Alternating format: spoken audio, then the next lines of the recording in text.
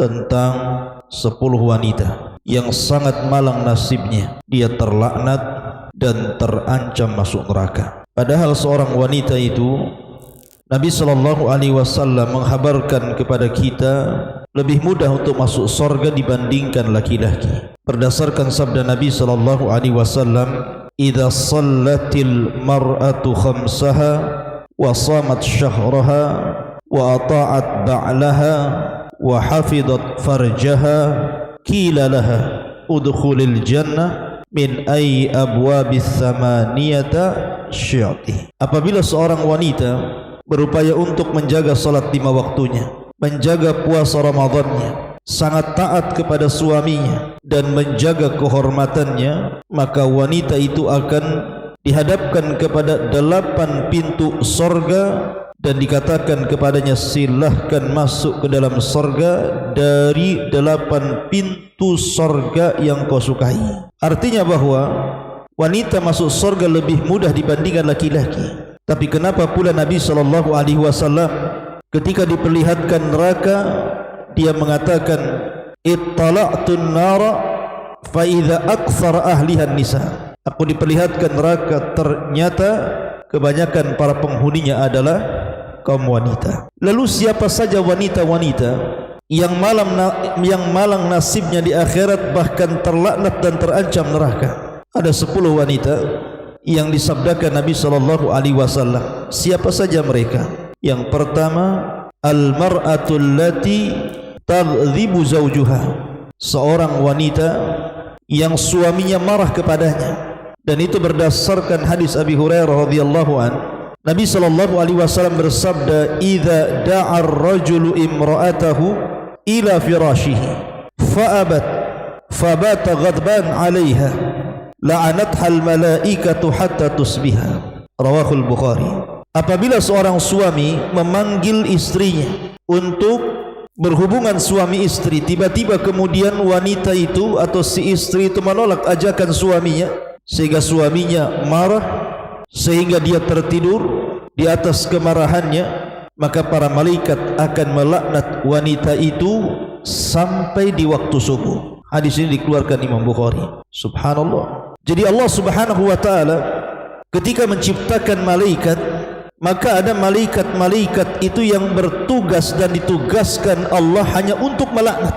Dan salah satu orang yang akan dilaknat para malaikat adalah wanita yang membuat emosi suaminya, yang membuat marah suaminya. Ini yang pertama. Yang kedua, nisaun kasiyatun ariyah, wanita yang berpakaian tapi telanjang. Dan itu berdasarkan Abi Hurairah radhiyallahu an. Nabi SAW bersabda, "Sinfani min ahli nar lam arahuma."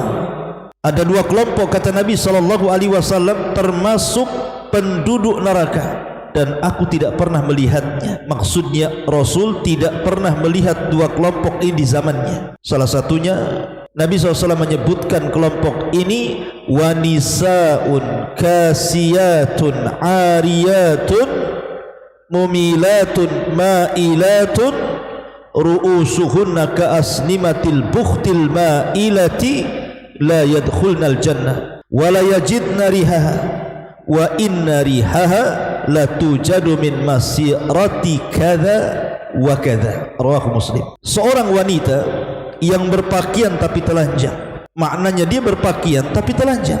Boleh jadi karena mungkin pakaiannya tidak sempurna, hanya mengandalkan kepada gaya dan mode, mengikuti gaya-gaya barat ataupun gaya-gaya orang-orang fasik, atau mungkin pakaiannya kurang tebal sehingga transparan, atau mungkin pakaiannya terlalu ketat sehingga membuat lengkukan-lengkukan tubuhnya. Itulah yang disebut nisaun kasiyat ariyah, yang berjalan melenggak-lenggok seperti punuk unta yang sedang bergoyang.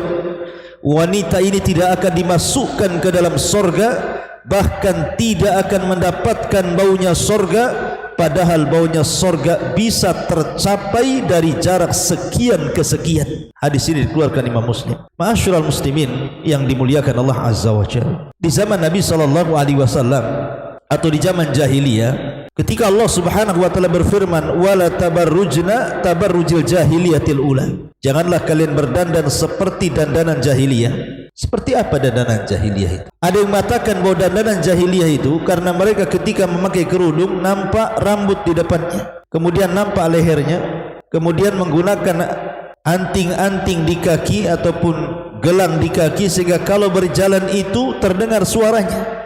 Itulah tabarrujnya jahiliyah. Tapi di zaman sekarang bukan hanya sekedar membuka leher, membuka depan kepala, bahkan semua kepalanya terbuka, bahkan semua badannya terbuka. Na'udzubillah. Artinya wanita-wanita seperti ini lebih jahiliyah dibandingkan jahiliyah. Dan itu hanya ada di zaman sekarang, tidak ada di zaman Nabi atau di zaman jahiliyah sekalipun. Dan wanita seperti ini terancam oleh neraka. Yang ketiga, al-mutasyabbihat minan nisa'i birrijal. Wanita-wanita yang ingin menyerupai laki-laki. Dan itu disebutkan dalam riwayat Bukhari dari Abdullah ibn Abbas radhiyallahu anhuma, Nabi SAW bersabda, la'anallahu al-mutasyabbihina minar rijal bin nisa wal mutasyabbihati minan nisa'i bir rijal. Semoga Allah melaknat laki-laki yang menyerupai perempuan ataupun perempuan yang menyerupai laki-laki. Lihat di zaman sekarang, pakaian wanita itu terkadang persis seperti laki-laki.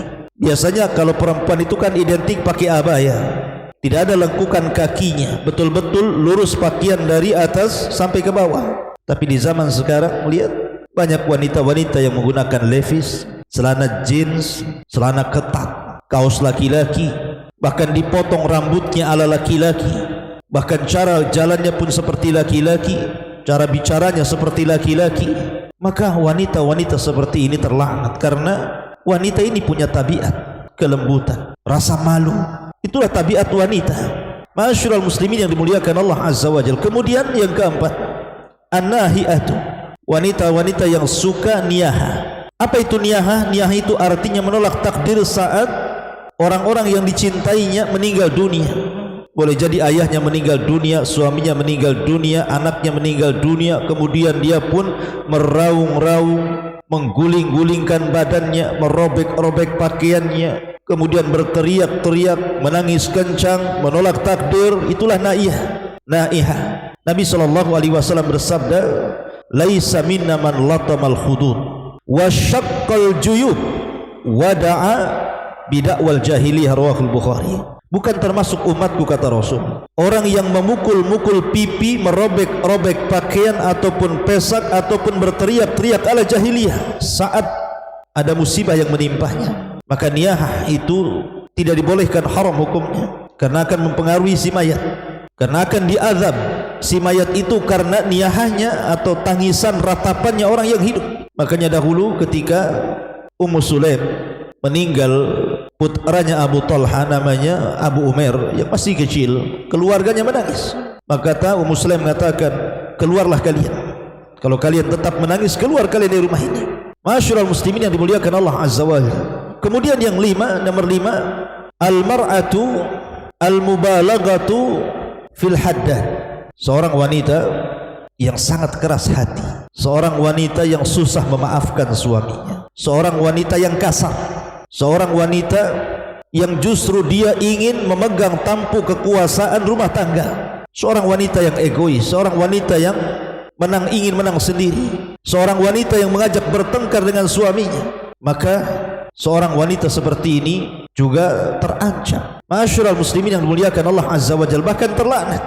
Makanya kenapa Nabi SAW mengatakan, apabila seorang suami dan istri bertengkar, harusnya seorang wanita tidak harus melihat salah siapa, dirinya atau suaminya, tapi wanita yang salihah dan wanita penghuni sorga, dia ambil tangan suaminya dan mengatakan, wahai suamiku, maafkan diriku, aku tidak bisa memejamkan mataku sampai kau memaafkan diriku.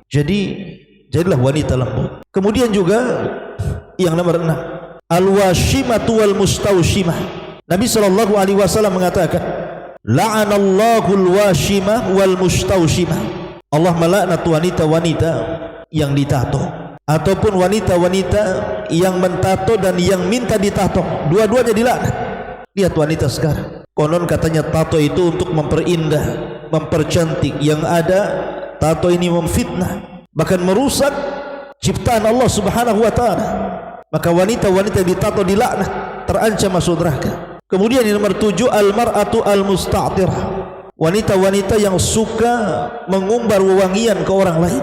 Kata Nabi sallallahu alaihi wasallam, ayyuma imra'atin ista'tarat thumma kharajat famarrat ala qaumin liyajidu rihaha fahiya zaniyatun. Siapapun wanitanya yang menggunakan wewangian kemudian dia keluar sengaja ingin memfitnah laki-laki sehingga baunya tercium laki-laki, maka Rasul mengatakan wanita itu seorang pezina. Nauzubillah. Kemudian yang nomor 8, al-mar'atul lati tatlubu talaqa biduni udhrin syar'i, wanita yang memaksa meminta talak kepada suaminya tanpa ada uzur.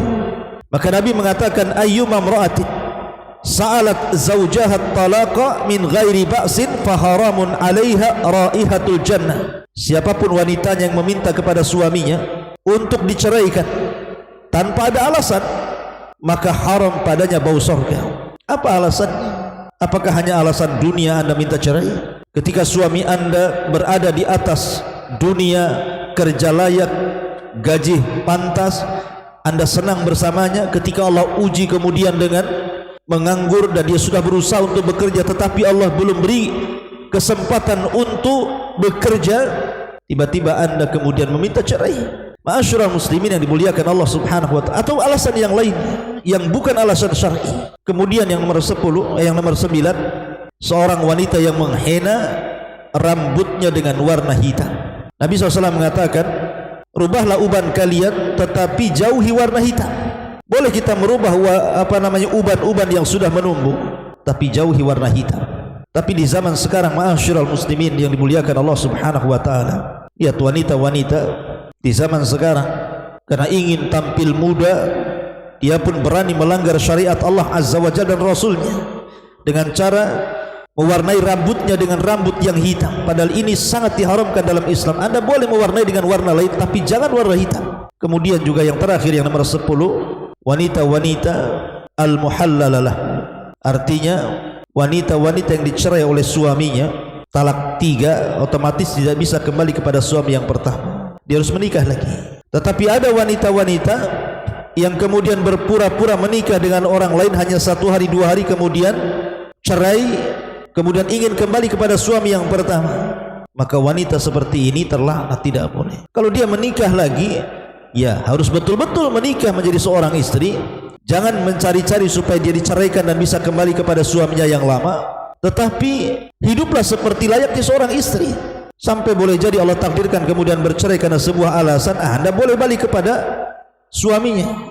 Tapi kalau Anda kemudian menikah dengan suami yang kedua kemudian membuat gara-gara supaya cepat dicerai dan bisa kembali kepada suami Anda, maka tidak boleh, haram hukumnya. Dan juga ada tambahan, wanita-wanita yang mencukur halis, wanita-wanita yang menyambung rambut, wanita-wanita yang mengikir gigi, dan banyak lagi wanita-wanita yang nasibnya akan malang pada hari kiamat karena terlaknat dan terancam neraka.